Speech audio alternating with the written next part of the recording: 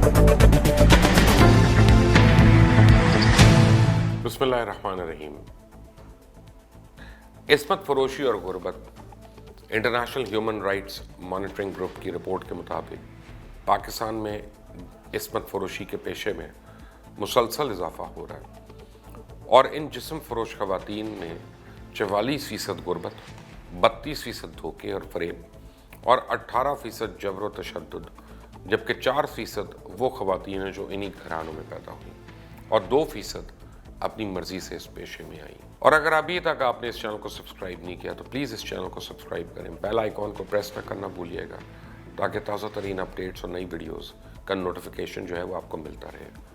اور اس ویڈیو کے متعلق ضرور کامنٹس دیجیے گا نیچے اور لائک اور شیئر کریں۔ سعادت حسن منٹو نے اپنے ایک افسانے لائسنس میں لکھا تھا کہ ایک عورت کو حصول معاش کے لیے ٹانگا چلانے کی اجازت نامہ نہیں ملے گا، لیکن جسم بیچنے کا لائسنس اسے مل جاتا ہے۔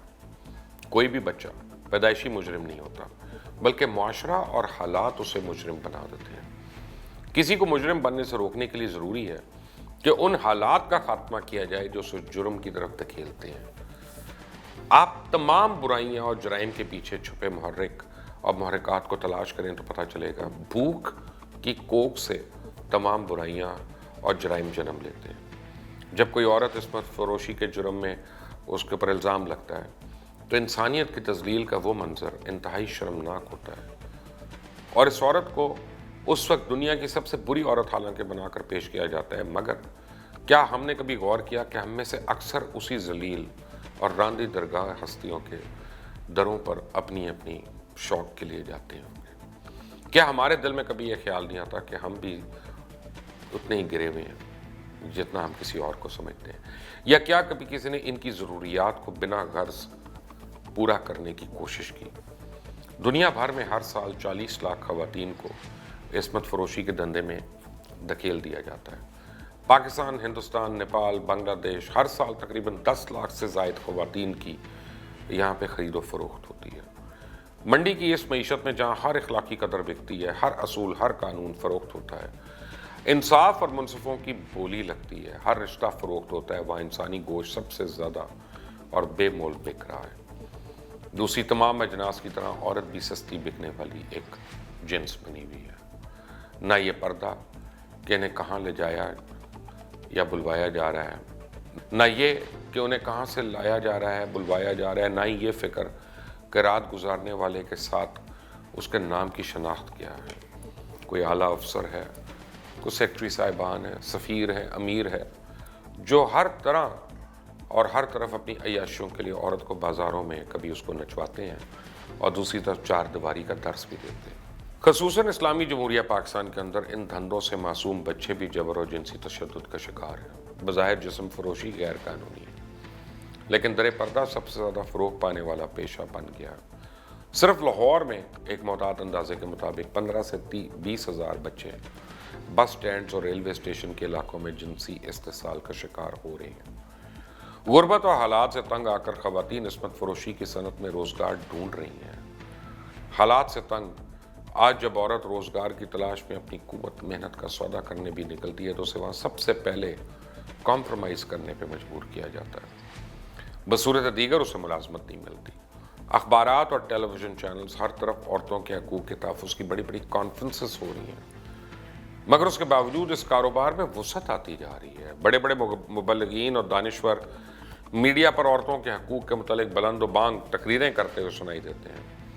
این جی اوز اور خواتین کے نام پہ اپنا اپنا کاروبار چمکا رہی ہیں، لیکن اخلاقیات کے ٹھیکیدار بنے پھرنے والے معزز افراد ایسے بھی ہیں جو دراصل پس پردہ نہ صرف اس کاروبار میں ملوث ہیں بلکہ اس کو فروغ دینے کے لیے پوری کوشش میں رہتے ہیں۔ پاکستان جیسا ملک جس میں 74% عورتیں ناخواندہ ہیں اور ورلڈ بینک کی رپورٹ کے مطابق 58% کل آبادی غربت میں رہ رہی ہے اور خوراک کے عدم تحفظ کا شکار ہے، جبکہ 29.6% شدید بھوک کا شکار ہے، وہاں جسم فروشی کا فروغ پانا کوئی حیرت ناک نہیں ہے۔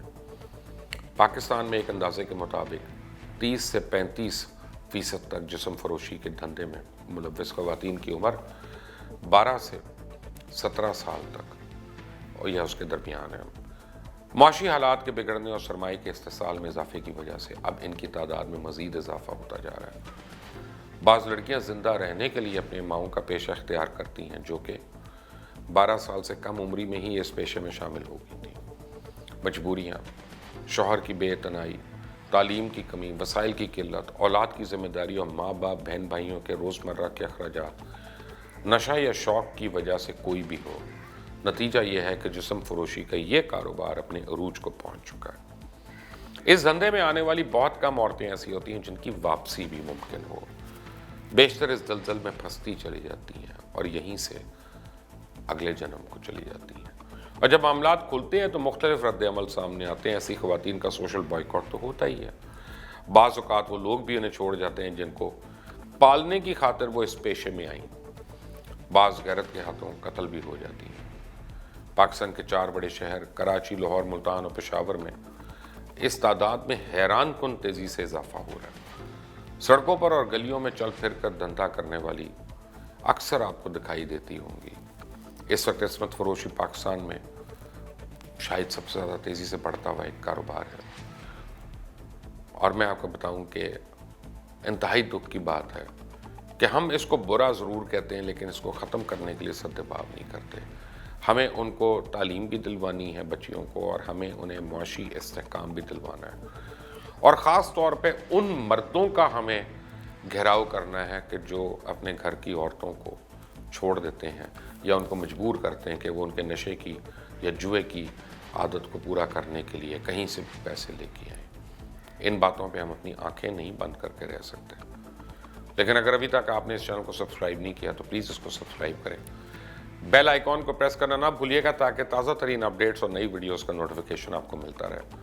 اگر آپ کو یہ ویڈیو پسند آئے تو زیادہ سے زیادہ شیئر اور لائک کریں، کامنٹس میں اپنی رائے دینا نہ بھولیے گا۔ wherever you are، اللہ حافظ۔